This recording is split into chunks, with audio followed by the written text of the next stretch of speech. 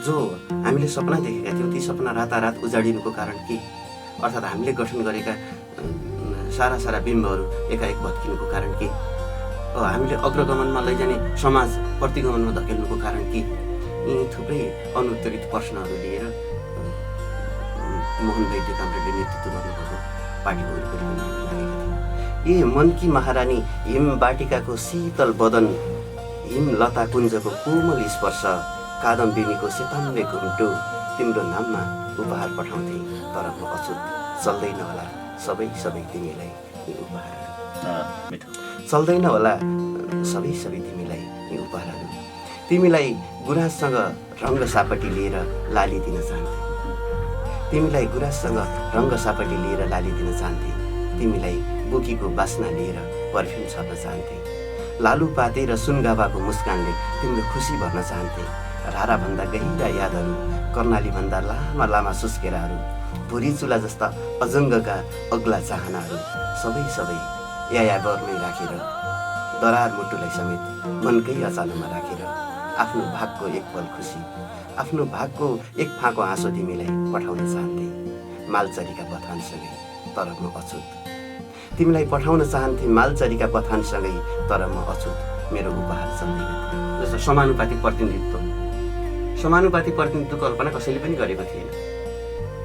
ठुला उपलब्धिहरू त हामीले पनि आकलन गर्छौँ। हामीले चाहे जस्तो भएन, हामीलाई एउटा कुरा लागेको छ, तर गर्व गर्न लायक कुरा के छ भन्दाखेरि नेपाल आर्मीमा महिलालाई भर्ती गरिदिनु थियो। अरे गुराँसले कहिले पनि पागल प्रेमी झैँ रगतले चिठी लेखिनन्, आफ्नो हात आफै काटेर प्रेम दर्शाइनन्। गुराँसले कहिले पनि पागल प्रेमी झैँ रगतले चिठी लेखिनन्, आफ्नो हात आफै काटेर प्रेम दर्शाइनन्। एउटालाई तन अर्कोलाई मन दिइनन्, दृष्टि प्रेमको उनी विश्वास गर्दिनन्। गुराँस र ममा यही फरक छ। गुराँसलाई माया दर्शाउन आउँदैन, गुराँसलाई माया दर्शाउन आउँदैन, रिसाउनेलाई फकाउन आउँदैन, प्रेम गर्न आउँदैन, धोका दिन नि आउँदैन, कसैलाई हँसाउन नि आउँदैन, कसैलाई रुवाउन नि आउँदैन। झुटो बाचा आउँदैन गुराँसलाई, बनावटी मुस्कान आउँदैन गुराँसलाई। गुराँस र ममा यही फरक छ। गुराँसले शब्द बाण हान्न जान्दिनन्, दोषी नजर फैलाउन जान्दिनन्। उनलाई कसैले टिपोस् शिरमा सजाओस्, उनलाई कसैले चुडोस् पैतलामा कुल्चोस्। मन्दिरमा सजाउनेहरू चुड्ने गर्छन् उनलाई, पत्थरमा सुकाउनेहरू चुड्ने गर्छन् उनलाई। उत्माद वैंशले भरिएको रस उनको, माहुरीले चुसे पनि भमराले चुसे पनि, चर्को घाममा सुके पनि केही गुनासो गर्न जान्दिनन्। आखिर गुनास र ममा यही फरक छ।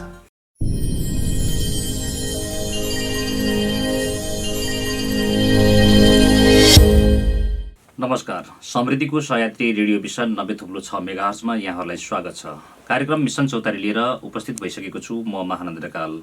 चौतारी भन्ने बित्तिकै यहाँहरूले महसुस गरिसक्नु भएको छ, चौतारीमा सबै खालका मान्छेहरूको बसाइ हुन्छ, जहाँ थुप्रै कुराकानी हुने गर्छन्। कहिले शिक्षाका कुरा हुने गर्छन्, कहिले स्वास्थ्यका कुरा हुने गर्छन्, कहिले राजनीतिका कुरा हुने गर्छन् भने कहिले साहित्यका कुरा हुने गर्छन्।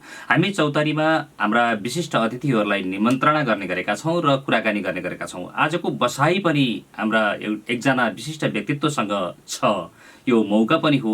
आज हामी कालीकोटका दुर्गाप्रसाद काफ्लेसँग कुराकानी गर्दैछौँ। उहाँ युवा नेता पनि हुनुहुन्छ र कवि पनि हुनुहुन्छ। आस्थालाई सलाम 2067, सपनाभित्रको सपना 2068 र रातभरि 2070 जस्ता साहित्यिक कृतिहरू, कविता कृतिहरू लिएर बजारमा लिएर आइसक्नुभएका कवि दुर्गाप्रसाद काफ्ले युवा नेता पनि हुनुहुन्छ। लामो समयसम्म उहाँ जनयुद्धमा होमिनुभयो र आज जनयुद्धको अवसर पनि परेको छ। जनयुद्ध दिवस विशेष गरी फागुन 1 गतेलाई जनयुद्ध दिवसको रूपमा पनि हेर्ने भएको हुनाले आज यस्तो मौका परेको छ। उहाँ कोलपुर आएको मौका छोपेर हामी उहाँसँग कुराकानी गर्नेछौँ। आजको कुराकानीमा हामी कविताका कुरा त गर्ने नै छौँ, त्यसको साथसाथै हामी एउटा युद्ध भएको कारणले पनि जनयुद्धसँग सम्बन्धित केही कुराहरू पनि हामी गर्नेछौँ। स्वागत छ यहाँलाई। हार्दिक धन्यवाद सर। यो रेडियो मिसन 90.6 मेगाहर्जमा कार्यरत सम्पूर्ण सरहरूलाई पनि आभार प्रकट गर्न चाहन्छु र यो रेडियो सुनेर बस्नुभएका तमाम आदरणीय श्रोताहरूलाई पनि आभार प्रकट गर्न चाहन्छु। मैले यहाँको परिचय गराइसकेको छु। कवि हुनुहुन्छ र युवा नेता हुनुहुन्छ। र दुवै कुरालाई आज हामी जोड्नेछौँ, राजनीतिलाई पनि जोड्नेछौँ र साहित्यलाई पनि जोड्नेछौँ। सुरुमा कवि भनिसकेको हुनाले एउटा कविताबाट हामी कार्यक्रमको उठान गर्छौँ। कविता चाहिँ लेख्ने गर्छु बेला बेलामा। विशेष गरी यहाँले कुरा गरिसक्नुभयो जनयुद्धमा पनि म कविता लेख्ने गर्थेँ। र त्यतिखेर चाहिँ डायरीमा कविताहरू लेख्ने, त्यसपछि गएर अस्तव्यस्त जिन्दगी, कता कता डायरी हराउने, कता कता चाहिँ चुडिने, बिग्रिने, भत्किने, बिच्ने, त्यो हुन्थ्यो। मैले त्यो राख्न सकिएको थिएन। जब पछिल्लो चरणमा देश शान्तिपूर्ण प्रक्रियामा अवतरण गर्यो, त्यसपछि भएका टुटेफुटेका विगतमा रहेका, त्यसपछि पछाडि लेखिएका सङ्ग्रहहरू चाहिँ बजारमा ल्याएँ। यो अगाडि नै हजुरले चाहिँ राखिसक्नु भएको छ। त कविता पछिल्लो चरणमा श्रृङ्गारिक, भावनात्मक लेख्ने गरेको छु। विशेष गरी प्रकृतिसँग सम्बन्धित एउटा कविता रहेको छ। यसको शीर्षक गुराँस र म। गुराँसले कहिल्यै पनि पागल प्रेमी झैँ रगतले चिठी लेखिनन्, आफ्नो हात आफै काटेर प्रेम दर्शाइनन्। गुराँसले कहिल्यै पनि पागल प्रेमी झैँ रगतले चिठी लेखिनन्, आफ्नो हात आफै काटेर प्रेम दर्शाइनन्। एउटालाई तन अर्कोलाई मन दिइनन्, दृष्टि प्रेमको उनी विश्वास गर्दिनन्। गुराँस र ममा यही फरक छ। मिठो। गुराँसलाई माया दर्शाउन आउँदैन, गुराँसलाई माया दर्शाउन आउँदैन, रिसाउनेलाई फकाउन आउँदैन, प्रेम गर्न आउँदैन, धोका दिन नि आउँदैन, कसैलाई हँसाउन नि आउँदैन, कसैलाई रुवाउन नि आउँदैन। झुटो बाचा आउँदैन गुराँसलाई, बनावटी मुस्कान आउँदैन गुराँसलाई। गुराँस र ममा यही फरक छ। गुराँसले शब्द बाण हान्न जान्दिनन्, दोषी नजर फैलाउन जान्दिनन्। उनलाई कसैले टिपोस् शिरमा सजाओस्, उनलाई कसैले चुडोस् पैतलामा कुल्चोस्। मन्दिरमा सजाउनेहरू चुड्ने गर्छन् उनलाई, पत्थरमा सुकाउनेहरू चुड्ने गर्छन् उनलाई। उत्माद बैंसले भरिएको रस उनको, माहुरीले चुसे पनि भमराले चुसे पनि, चर्को घाममा सुके पनि केही गुनासो गर्न जान्दिनन्। आखिर गुनास र ममा यही फरक छ। गुराँसलाई मिलनको आनन्द मतलब छैन, गुराँसलाई बेछोडको रोदन मतलब छैन, गुराँसलाई दुःखमा आत्तिनु छैन, गुराँसलाई सुखमा मात्तिनु छैन। असिनाले चुटोस् प्रवाह छैन, खरेडीले सुकाओस् प्रवाह छैन। आखिर गुराँस र ममा यही फरक छ। आखिर गुराँस र ममा यही फरक छ। निकै मिठो कविता छ, श्रृङ्गारिक कविता भन्न पनि सकिन्छ यसलाई, र एउटा विचारको कविता पनि भन्न सकिन्छ। तिमी र ममा फरक छ। तिमी परिवर्तन भइराख्न सक्छौ अथवा म परिवर्तन भइरहेको छु, तिमी अहिले पनि उही अवस्थामा छौ भन्ने जस्ता कुराहरू बिम्ब पनि यसमा भेटिन्छ। निकै उत्कृष्ट कविता लाग्यो यो गुराँस र तिमी र म भन्ने, गुराँस र म भन्ने शीर्षकको यो कविता। र हामी कविता त सुन्ने नै छौँ, थुप्रै कविता सुन्ने मन छ। त्यति हुँदाहुँदै पनि आज मैले सुरुमै भनिसकेको छु, जनयुद्ध दिवस भएको एउटा योद्धा पनि हुनुहुन्छ उहाँ यहाँ। र विशेष गरी जनयुद्धमा कहिलेबाट लाग्नुभयो? यहाँलाई धन्यवाद। म जनयुद्धमा 55 सालबाट आफ्नो यात्रा तय गरेँ र आज हजुरसँग भेट हुन पायो, असाध्यै खुसी लागिरहेछ। म चाहिँ एक हिसाबले रेडियोकर्मी पनि हो विगतमा। आज 10औं विश्व रेडियो दिवस, यस अवसरमा पनि हामी यहाँ जुट्न पायौँ र 26औं जनयुद्ध दिवस। मैले 5औं वार्षिक उत्सवबाट आफ्नो यात्रा तय गरेँ, थालनी गरेँ। त्यतिखेर जनयुद्ध दिवस मनाउने विभिन्न किसिमका दिवसहरू पनि त्यहाँभित्र हुन्थे। लडाइँका कुराहरू त बेग्लै भए, सङ्गठन विस्तारका कुराहरू पनि हुन्थे। लगातार अविच्छिन्न र निरन्तर लागिरहेका थियौँ। त त्यतिखेर कस्तो मलाई चाहिँ एउटा अहिले याद आउँछ, यो अवस्थामा यसरी सहरमा बसौँला गफ गरौँला जस्तो मलाई लाग्दैन थियो। एकान्तमा हिँड्न पर्ने, जङ्गलको बाटो हिँड्न पर्ने, चौडा बाटो। त्यसमा हिँड्दै राख्दाखेरि अब कहिले आज हो कि भोलि हो, कहिले चाहिँ अब हामी आक्रमणमा पर्छौँ, हामी अब हाम्रो मृत्यु हुन्छ होला भन्ने त्यस्तो कहिले केही फिल भयो कि नै? त्यस्तो अनुभूति भयो कि नै? मृत्युको कुनै पनि फिल भएन। सायद देशको लागि शहीद बन्ने हो भन्ने बाहेक अरू केही थिएन। मर्नु चाहिँ भयो भने एकदम सामान्य स्वीकार्य हुन्थ्यो। तर मृत्युसँग कहिले डर लागेन? मृत्युसँग कहिले पनि डर लागेन। यो मृत्युसँग डर नलाग्ने बनाउने कुनै तत्त्व त्यस्तो थियो जनयुद्धभित्र? त्यो त मुख्य गरिकन वैचारिक कुरा हो, वैचारिक कुरा हो, विचारका कुरा हुन्। जब भित्रबाट मान्छे विचारमा कन्भिन्स हुन्छ, त्यसपछि उसलाई मृत्युदेखि अन्य जुनसुकै पनि आरोह अवरोहदेखि, अवरोधहरूदेखि ती विभिन्न किसिमका जरबाटाहरूदेखि कहिले पनि डर लाग्दैन। ऊ मान्छे परिपक्व र कन्भिन्स थियो कि समाज रूपान्तरणको लागि म चाहिँ मर्न जान्छु। एक मात्रै लक्ष्य थियो, समाज रूपान्तरण। अर्थात् के थियो भन्दाखेरि जिते संसार हारे अथगढी। यसरी जस्तो यो जनयुद्धमा लाग्नुभयो होइन, लामो समयसम्म योद्धाको रूपमा पनि रहनुभयो र थुप्रै जनयुद्धमा लागेका साथीहरू, आफ्नै साथीहरू पनि कति शहीद हुनुभयो होला र समाज परिवर्तनको लागि यसरी लाग्दै गर्दा अहिले 25औं वर्ष पुरा भइसकेको छ, 26औं वर्षमा थालनी भइसकेको छ। तर समाज त हिजो र आजमा खासै परिवर्तन भएको त देखिन्न, वैचारिक रूपमा परिवर्तन भएको त देखिन्न। नियमित रूपमा हुने परिवर्तनहरू त्यसै पनि भइराखेका छन्। जुन परिवर्तन हुनुपर्छ भनेर चाहिँ यहाँहरू लाग्नुभएको थियो, त्यो त परिवर्तन भएको देखिएन। त्यो परिवर्तन भएको छैन। जो हामीले आशा गरेका थियौँ, जो कल्पना गरेका थियौँ, जुन समाजको हामीले परिकल्पना गरेका थियौँ, त्यो समाजमा हामी पुग्न सकेनौँ। किन यस्तो भयो होला? नेतृत्व पक्षको त्यो कमजोरी हो अथवा यो जस्तो परिस्थिति, यहाँको भूगोल, यहाँको वातावरण, यहाँको चाहिँ संस्कार संस्कृतिले असर पारेर यस्तो भयो? कसलाई दोष दिनुहुन्छ? संस्कार संस्कृतिलाई दोष दिनुहुन्छ या नेतृत्व तहलाई दोष दिनुहुन्छ? यसमा दोष सबैले आफ्नो ठाउँबाट लिन जरुरी छ। नेतृत्व वर्गले पनि त्यसको दोष लिन पर्छ। तत्त ठाउँमा हामी सामाजिक प्राणी भएको हुनाले हामी समाजका मान्छेहरूले पनि त्यसको दोष चाहिँ हाम्रो टाउकोमा पनि अलिकति आउँछ। जस्तो विश्वमा जुनसुकै ठाउँमा पनि विशेष गरिकन जनयुद्ध अर्थात् माओवादी आन्दोलन, कम्युनिस्ट विचारधाराबाट लैस भएका हरेक आन्दोलनहरू छन्, ती आन्दोलनहरू असफल भएका छन्। त्यसको मुख्य कुरा त बाह्य तत्त्व नै हो, अर्थात् त्यसलाई रियाक्सनरी भन्छ, प्रतिक्रान्ति नै हुन्, प्रतिक्रान्तिहरू नै हुन् त्यसको चाहिँ असर गर्ने भनेका। तर प्रधान पक्ष त आत्मगत कारण हो, आफ्नो पनि कमजोरी हो।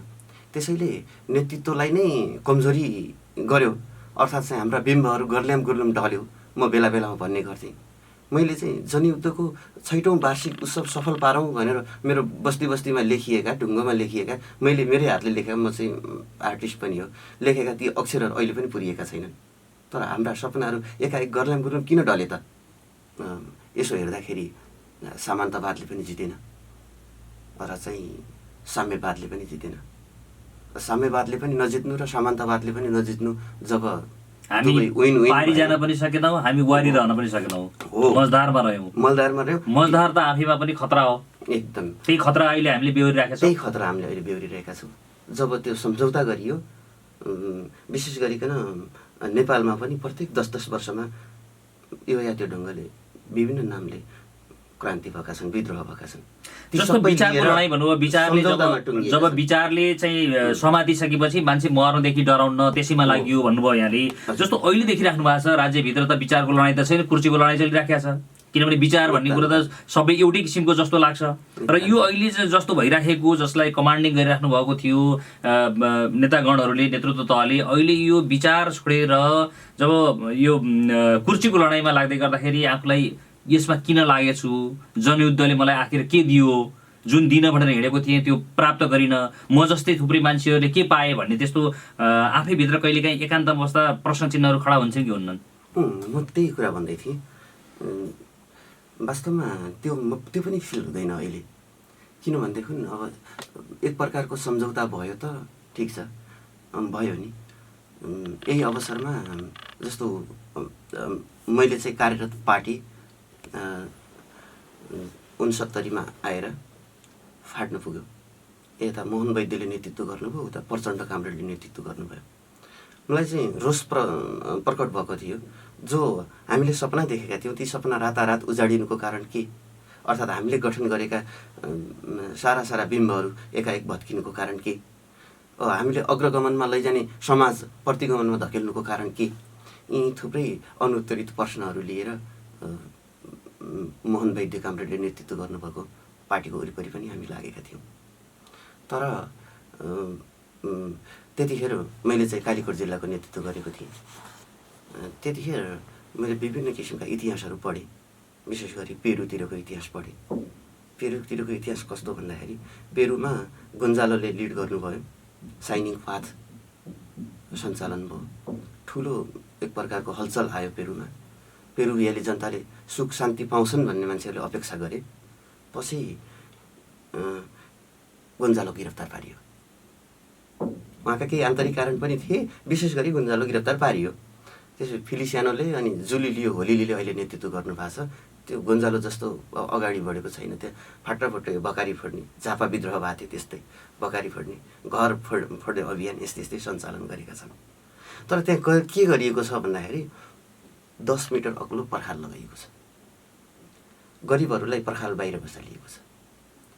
त्यो पर्खालभन्दा बाहिर रोग छ, भोक छ, अशिक्षा छ, खानेपानी छैन, बिजुली छैन, सडक बाटो छैन, स्कुलहरू छैन, केही छैन, अस्पतालहरू छैन। पर्खालभित्र सबै मान्छेहरू बस्छ। 10 मिटरको पर्खालभित्र त्यहाँ सहर छ, सबै कुराको चाहिँ यस आराम छ। त्यहाँको राजधानी लिमा, मैले त लिमातिर पनि अध्ययन गरेँ, त्यहाँ पनि पढेँ। अनि बाहिर रोगभोग छ, अनि मान्छेहरू चोर छ, बाँच्न त पर्यो नि। अनि मान्छेहरू विभिन्न किसिमको चाहिँ अपराध गर्छ। अनि त्यसपछि यी गरिबहरू चोर हुन्छन्, यी अपराधी हुन्छन् भनेर तपाईँको त्यो गेटभन्दा भित्र छिर्न दिन्न। काम लगाउन निम्न वर्गहरूलाई त्यस्तो अवहेलना गरियो। गेटभित्र छिर्न दिन्न, त्यो पर्खालभित्र छिर्न दिन्न। पर्खालभित्र छिर्न पर्यो भने पनि चेकिङ गरेर भित्र पठाउँछ अनि काममा लगाउँछ। लेबर ल छैन। जस्तो मानौ तपाईँको काम गर्न आयो। पेरुको प्रसङ्ग यहाँले निकालिराख्नु भएको छ। पेरु र अहिले नेपालको सन्दर्भमा त फरक हो, किन यहाँको भूगोल फरक हो, यहाँको संस्कार फरक हो, यहाँको संस्कृति फरक हो। सरी, म त्यही कुरा चाहिँ विश्राम गर्न खोजिरहेको थिएँ। अनि त्यसपछि लेबर ल त्यहाँ छैन। मान्छेहरूले काम गर्यो, उसले मालिकले कति चाह्यो त्यति दियो, चाहेन लात्ती हानी पठाइदियो। अनि त्यो किन भयो त? मैले अध्ययन गरेँ नि, पेरुको समाज र नेपालको समाज नि मैले अध्ययन गरेँ। किन भयो त भन्दाखेरि गोन्जालोले लिडिङ गरेको क्रान्ति यदि सफल हुन्थ्यो भने पेरुवियाली जनताहरू त्यसरी चोर हुन पर्दैन थियो, रोगमा, भोकमा, अशिक्षामा, अत्याचारमा बस्न पर्दैन थियो, 10 मिटर पर्खालभन्दा बाहिर बस्न पर्दैन थियो। त्यहाँ लेबर ल हुन्थ्यो, सबै हुन्थ्यो।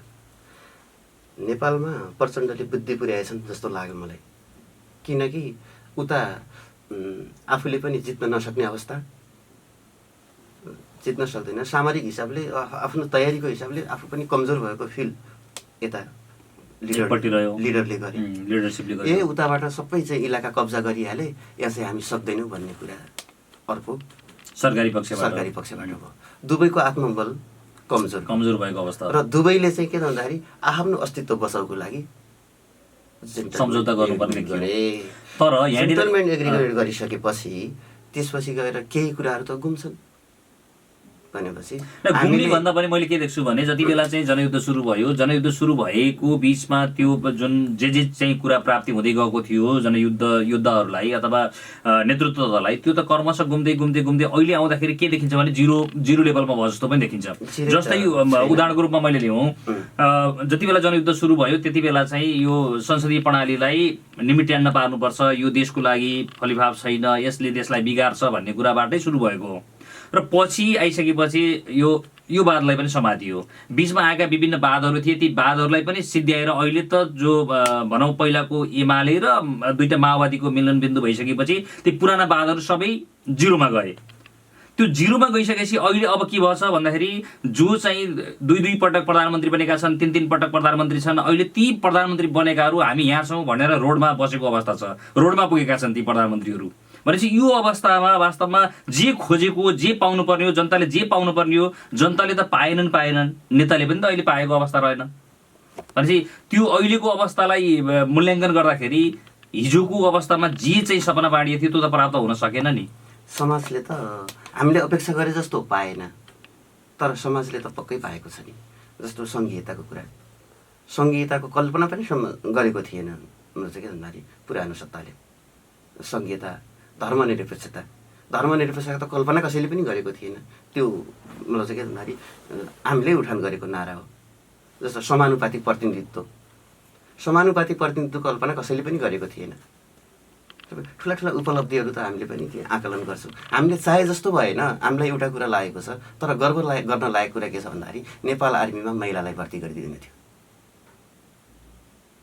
जब जनयुद्धमा महिलाहरूको चाहिँ साहस देख्यो त्यसपछि महिलाहरू पनि सक्दो रहेछन् नेपाल आर्मीमा। जस्तो विभिन्न किसिमको जाति जनजाति पिछडिएको क्षेत्र दुर्गम आदि इत्यादि कोटाबाट यहाँ चाहिँ लोकसेवा जस्तो चाहिँ पवित्र ठाउँमा प्रस्थान हुँदैछ। अब अहिले चाहिँ के भन्दाखेरि यो हिन्दू धर्म मात्रै भनिन्थ्यो, धार्मिक स्वतन्त्रता छ। रूपान्तरण त भएको छ पक्कै पनि, धेरै रूपान्तरण भएका छन्। हामीले चाहेको जस्तो मात्रै भएन भन्ने कुरा मात्रै हो। मैले अघि नै भने नि, एग्रिमेन्ट हुँदाखेरि त हाम्रा कुराहरू पनि छुट्यो, उहाँहरूको कुराहरू पनि छुट्यो। गणतन्त्रमा को आउन सक्थ्यो? अहिलेको हाम्रै प्रधानमन्त्री, सम्मान्य प्रधानमन्त्रीज्यू हुनुहुन्छ, उहाँ त्यति बेला रेलगाडा चढेर अमेरिका जान सकिँदैन।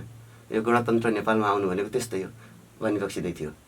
भनेपछि उहाँहरू लगायतको सबै हामी एउटै चाहिँ के त मोर्चामा त आखिर गणतन्त्रको मोर्चामा त गयौँ नि, गणतन्त्रको रथमा त अगाडि बढ्यो नि समाज। हामी पनि त्यही रथका कोही सारथी भयौँ, कोही पछाडि बस्ने मान्छे त आखिर भयौँ नि। परिवर्तन त पक्कै पनि भएका छन्। त जनयुद्धको उभारसँगै जो हामीले कल्पना गरेका थियौँ, समाजलाई जो सपना देखाएका थियौँ, त्यो सपना आंशिक रूपमा पुरा भएन भन्ने मात्रै कुरा हो। नत्र भने समाज परिवर्तन त पक्कै पनि भएको छ। र अर्को कुरो, अब चाहिँ हामी यहाँ छौँ भनेर रोडमा बस्नेका चाहिँ साथीहरू हुनुहुन्छ। मलाई लाग्छ तपाईँको रुमाङ्गतसँग एउटा कर्मचारीसँग सामान्य कुरा हुँदैमा एउटा मुलुकको प्रधानमन्त्रीले राजीनामा दिनुभयो। त्यो त नैतिकता थियो। अरूले जेसुकै भन्लान्, म त्यो नैतिकता ठान्छु, राजनैतिक नैतिकता ठान्छु। जस्तो हामी बाहिर पनि हेऱ्यौँ, इन्डियामा रेल दुर्घटना भयो भने रेल मन्त्रीले राजीनामा दिन्छ, त्यो राजनैतिक नैतिकता हो। अहिले पनि तपाईँको त यो असंवैधानिक भनिएको छ, असंवैधानिक कु भएको भनिएको छ। असंवैधानिक कु भएपछि त अब साथीहरू आउने त्यतै रोडमै हो। यो कुर्सीको लागि भन्दा पनि यो असंवैधानिक कदम, जस्तो असंवैधानिक कदमको कुरा जुन चलिराखेको छ, त्यसैमा चाहिँ अहिले पनि अदालतमै बहस जारी छ। यो असंवैधानिक हो भनेर चाहिँ भन्ने व्यक्तिले भन्ने कि चाहिँ त्यो न्यायालयले भन्ने? एउटा कुरा, नेकपा स्थापना अदालतले गर्दिएन, पार्टी सञ्चालन अदालतले गर्दिएन। म सम्मानित अदालतलाई यो भनेर त्यो भाषाले भन्न चाहन्न। अदालत सम्मानित छ, त्यो आफ्नो ठाउँ छ, तर नेकपाको स्थापना अदालतले गरेको होइन र गणतन्त्र पनि अदालतबाट आएको होइन, जनताबाट आएको हो। जनताले चाह्यो भने त त्यसो हामी त्यो अदालतको प्रतीक्षा गर्ने कुरा पनि त रहेन नि। यो न्यायिक या गैर न्यायिक त्यो सम्मानित अदालतले छुट्याउला, आफ्नो ठाउँमा छ। तर हामीले आर्जन गरेको, दुःख गरेको, मेहनत गरेको 19 दिने जनआन्दोलन, 10 वर्षको जनयुद्धका आंशिक उपलब्धिहरू छन्। यी उपलब्धिहरू पनि रातारात निमिट्यान पार्न कसैले चाहन्छ भने त त्यसको फैसला त फेरि पनि जनताले गर्छ नि, त्यसको फैसला हामीले गर्छौँ नि। हामी छौँ यति बेला रेडियो मिसन 90.6 मेगाहर्जमा र यहाँहरूले सुनिराख्नु भएको छ मिसन चौतारी कार्यक्रम। म छु महानन्द ढकाल र सँगसँगै हुनुहुन्छ दुर्गा प्रसाद काफ्ले, कवि हुनुहुन्छ। विशेष गरी 3वटा कृतिहरू प्रकाशन गरिसक्नु भएको छ कविताका। आस्थालाई सलाम 2067, सपनाभित्रको सपना 2068 र रातभरि 2070 जस्ता कृतिहरू प्रकाशन गरिसक्नु भएको छ। र लामो समयदेखि जनयुद्धमा होमिनु भएको एउटा कार्यकर्ता, राजनीतिक कार्यकर्ता पनि हुनुहुन्छ। आज यो फागुन 1 गते भएको हुनाले, जनयुद्ध दिवस भएको हुनाले पनि हामी यो प्रसङ्ग जोडिराखेका छौँ र हामी थुप्रै कुराकानी गर्नेछौँ आज उहाँसँग। र यसरी यो एउटा कवि मन, आफैमा कवि मन चाहिँ कोमल हुन्छ, कविहरू कोमल हुन्छन् भन्ने गरिन्छ। यो कवि मन यति धेरै कविता लेख्ने मान्छे कसरी यो हतियारको पछि लाग्नुभयो? कलमलाई छोडेर हतियारको पछि लाग्नुभयो, अथवा कलम प्रयोग गरिराखेको मान्छे कलमले भन्दा पनि हतियारले परिवर्तन आउँछ भनेर कसरी चाहिँ त्यो बाटोमा लाग्नुभयो? बुझेर लाग्नुभयो अथवा साथीहरूको लैलैमा लागेर? रियल हामी भन्ने गर्छौँ साहित्य र राजनीति पृथक पृथक कुरा हो। यो त बिपीले पनि आफ्नो आत्मवृत्तान्तमा स्वीकार्नु भएको छैन। साहित्य र राजनीति एक सिक्काको दुई पाटा हो। यो महान लेनिनले पनि के भनेका छन्, साहित्य र राजनीति एउटै हो। क्रान्तिकारी मेसिनको दाँती र पेचकिला हो साहित्य र राजनीति भनेको। क्रान्तिकारी मेसिनको दाँती र पेचकिला हो, पेचकिला र दाँतीको चाहिँ दिनुभएको छ यो लेनिनले पनि। भनेपछि अब जनयुद्ध सञ्चालन भएको थियो, त्यसको उबार थियो 54-55 सालतिर। त्यसपछि हामी पनि टिनेजरका थियौँ। अहिले जतिको धेरै परिपक्व भएर बुझ्ने कुरा त मैले चाहिँ रहेन। त्यति बेला कति वर्षको हुनुहुन्थ्यो? म चाहिँ 16 वर्षको। 16 वर्षमा लाग्नु भएको थियो। त्यतिखेर मैले चाहिँ अहिलेको जत्तिकै बुझ्ने कुरा, अध्ययन गर्ने कुरा, अहिलेको जस्तै गहन अध्ययन गर्ने कुरा त त्यतिखेर थिएन। मैले आफ्नो क्लासको विषयवस्तु मात्रै पढेको। त एउटा साथीले मलाई आमा उपन्यास दिनुभयो। अहिले अहिले उहाँ शहीद हुनुहुन्छ, कर्णाली लालु चौलागाई। म बेला बेला उहाँलाई सम्झिन्छु। म्याक्सिम गोर्कीको आमा उपन्यास दिएर जानुभयो। मलाई चाहिँ के भन्दाखेरि दिएको पनि होइन, ऊ यो पढ्छ कि पढ्दैन भनेर मेरो सुत्ने कोठामा उहाँ आएर बस्नुभयो, पाहुना भएर आउनु भयो, खाना खानुभयो, मेरो कोठा सुत्नुभयो, मेरो कोठा सुताएँ मैले, म अर्को ठाउँमा सिफ्ट भएँ। भोलिपल्ट हेर्छु सिरानीमा आमा उपन्यास छ। त्यसपछि आमा उपन्यास पढ्दै पढ्दै पढ्दै गएँ, जति पढ्दै गएँ त्यति रोचक लाग्यो, जति पढ्दै गएँ त्यति रोचक लाग्यो। विभिन्न किसिमका चाहिँ त्यहाँ कुराहरू छन्। ओहो यो त परिवर्तनको लागि काफी मात्रामा लाग्नुभएको रहेछ उहाँहरू भनेर मलाई झुकाव भयो। झुकाव भएको 6 महिनापछि म आफै पनि निस्केँ। मतलब मैले पक्कै पनि समाज रूपान्तरण गर्नुपर्छ, शहीदको बारेमा पढ्थेँ मैले, विशेष गरिकन देशको लागि चाहिँ बलिदानी गर्न पनि तयार हुनुपर्छ भन्ने मानसिकता मेरो पहिला पनि थियो। यसको मतलब म अगाडि पनि चाहिँ 14-15 वर्षको उमेरमा पनि यसो लेख्ने, त्यसपछि गएर भाषण गर्ने, अलि समाजभन्दा पृथक मानसिकता राख्ने गर्थेँ। नयाँ कुराहरू चाहिँ यसो पढिहाल्ने, अध्ययन गरिहाल्ने, नयाँ मान्छेहरूसँग बोलिहाल्ने, त्यस्तो मेरो स्वभाव थियो। पछि बिस्तारै म चाहिँ जनयुद्धमा लागेँ। जनयुद्धमा लाग्दै चाहिँ जति चाहिँ म अगाडि बढ्दै गएँ, जति जति चाहिँ त्यहाँभित्र चाहिँ मैले काम गर्दै गएँ, त्यति त्यति अझ अध्ययनशील बनायो मलाई चाहिँ त्यो परिस्थितिले, त्यो परिवेश। जनयुद्धमा लाग्ने क्रममा कुन कुन स्थानसम्म पुग्नुभयो त्योभित्र? जति बेला जनयुद्धमै हुनुहुन्थ्यो तपाईँ, त्यो जस्तो विभिन्न ऱ्याङ्कहरू थिए, विभिन्न कमिटीहरू थिए, ती कमिटीहरू अन्तर्गत कुन लेभलसम्म पुग्न सक्नुभयो? पहिलो कुरा त म चाहिँ त्यो विद्यार्थी कमिटीमा चाहिँ जोइन भएको। विद्यार्थी कमिटीबाट मैले चाहिँ सुरु गरेँ। अनिराज क्रान्तिकारी हुन्थ्यो, त्यो अनिराज क्रान्तिकारी सङ्गठनमा म चाहिँ उसको बेला नेपालगञ्जतिर पनि आएँ, यो महेन्द्र बहुमुखी क्याम्पसहरूतिर, यो क्याम्पसहरूतिर, यो चाहिँ कलेजहरूतिर, त्यसपछि गएर गाउँका स्कुलहरूतिर म त्यो पहिला पनि यतातिर नेपालगञ्जतिर कोलपुरतिर आएको थिएँ विद्यार्थी राजनीति गर्दाखेरि। त्यतिखेर म चाहिँ 56-57मा प्रचण्ड पथ भइसकेको थियो। प्रचण्ड पथलाई सस्पेन्सन गर्ने कुरा आइसकेपछि त्यसको प्रचण्ड पथलाई स्थापित गर्नुपर्छ। प्रचण्ड पथलाई स्थापित गरेपछि मुभमेन्ट स्थापित हुन्छ, मुभमेन्ट स्थापित भए हामी पनि स्थापित हुन्छौँ भन्ने हिसाबले हामीले चाहिँ त्यो मुभमेन्ट एउटा अभियान क्याम्पेनै सञ्चालन गरेर म यता चाहिँ तराईतिर त्यतिखेर पनि झरेको थिएँ।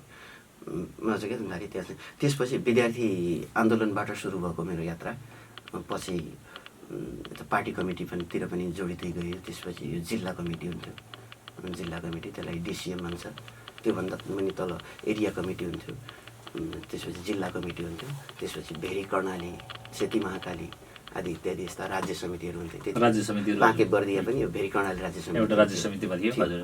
अनि त्यसपछि गएर योतिर चाहिँ म चाहिँ यो राज्यतिर थिएँ। र विशेष गरिकन मैले चाहिँ त्यतातिर बन्दुक बोक्ने कुरादेखि भन्दा पनि बन्दुक चाहिँ बोकिएन, जनमुक्ति सेना चाहिँ भइएन, त पार्टीमा चाहिँ कमिटी हुने र विशेष गरिकन यो वैचारिक बहस गर्ने। जस्तो कमिटी निर्माण गर्दै जाँदा कुनै त्यो लडाइँमा पर्ने सम्भावना कतिको हुन्थ्यो? तपाईँहरू चाहिँ जस्तो दोहोरो लडाइँ भयो नि, लडाइँमा कहिले त्यस्तो पर्ने अवस्था त आएन? लडाइँमा जस्तो पछिल्लो चरणमा यो अलि अझ बढी चाहिँ यो पत्रकारितातर्फ लागिसकेपछि ठुला ठुला क्यामेराहरू बोकेर लडाइँमा पनि गयौँ हामी। लडाइँमा गएर त्यो लडाइँको चाहिँ भिजुअलहरू खिच्ने त्यता पनि हामी गयौँ। त्यहाँ त्यो अनुभवहरू छ। त्यो बेलामा चाहिँ अब कतै परिन्छ कि लडाइँमा परिन्छ कि अथवा गोली लाग्छ कि भन्ने चाहिँ त्यो सम्भावना चाहिँ सधैँ रह्यो। जस्तो यो जनयुद्धमा लाग्नुभयो हामीलाई चाहिँ फेरि बढी चाहिँ घाटा हुन्थ्यो। जस्तो समाजमा पनि हामी चाहिँ निशस्त्र हुन्थ्यौँ। त्यसपछि गएर सरकारका मान्छेहरू, त्यतिखेर तत्कालीन सरकारका मान्छेहरू सशस्त्र आउँथे। सशस्त्र मान्छेले निशस्त्र मान्छेले जतिखेर जे पनि गरिदिन्थे। एउटा कुरा हामीलाई त्यो चाहिँ समस्या हुन्थ्यो। अब चाहिँ सैन्य साथीहरूलाई त अब चाहिँ उहाँहरूसँग बन्दुक छ, बन्दुकको बन्दुकले दिनुहुन्छ, बन्दुकले दिने भयो। अब हामीले चाहिँ त्यो मतलब चाहिँ विचार र बन्दुक फरक पर्यो। उहाँहरू आएको बेला मादल बजाएर, खैचडी बजाएर, त्यसो हार्मोनियम बजाएर नहुने, कविता सुनाएर नहुने, त चाहिँ पाक्नुको विकल्प हुँदैन थियो।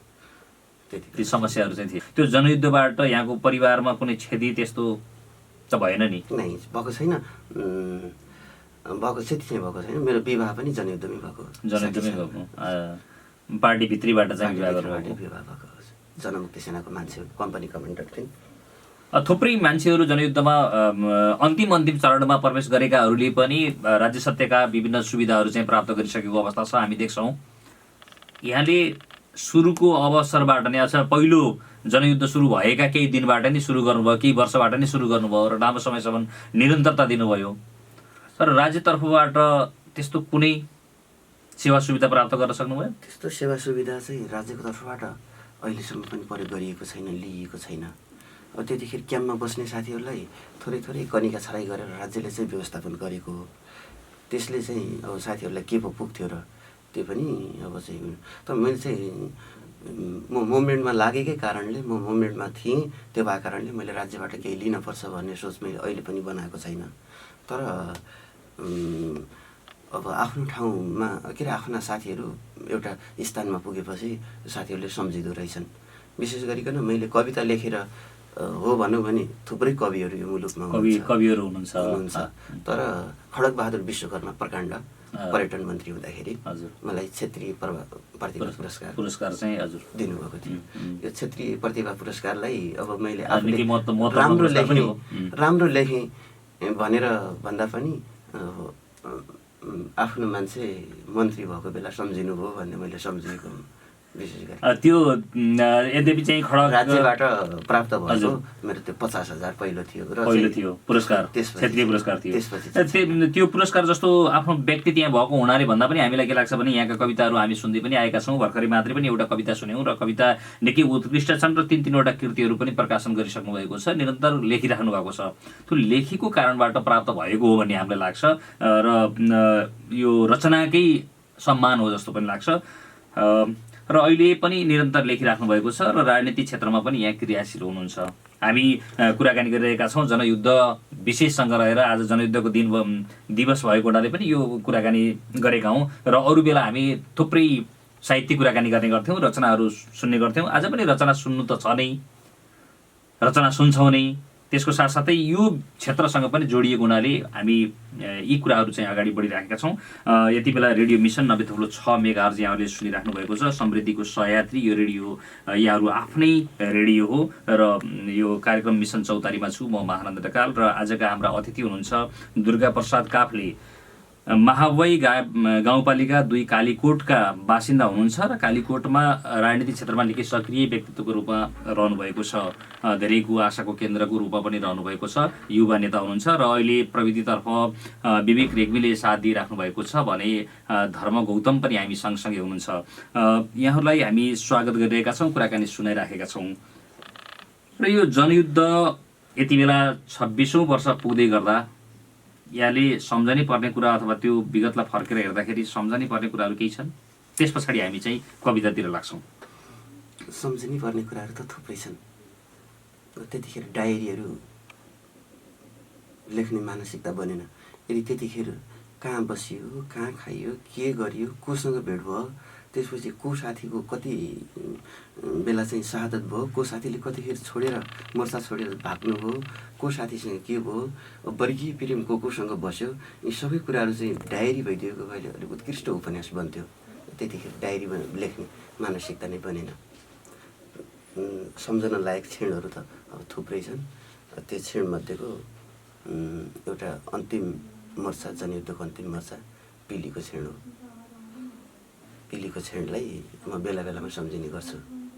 हुन त मोर्चामा त्यो लडाइँकोमा प्रत्यक्ष सहभागिता मेरो अरू 8-10वटा अरू मोर्चामा पनि थियो। अरू मोर्चामा त्यतिखेर पनि एसाल्ट ग्रुप भनिन्थ्यो। एसाल्ट ग्रुप भनेको सबभन्दा अगाडि जाने, अर्को डिफेन्स ग्रुप पछाडिको हुन्थ्यो, एसाल्ट ग्रुप अगाडिको हुन्थ्यो। हामी पनि क्यामेरा बोकेर एसाल्टमै जान्थ्यौँ, किनकि त्यो सबै भिजुअल गर्नु पर्थ्यो, त्यो सबै साउन्डहरू रेकर्ड गर्नु पर्थ्यो। त्यसमा जान्थ्यौँ।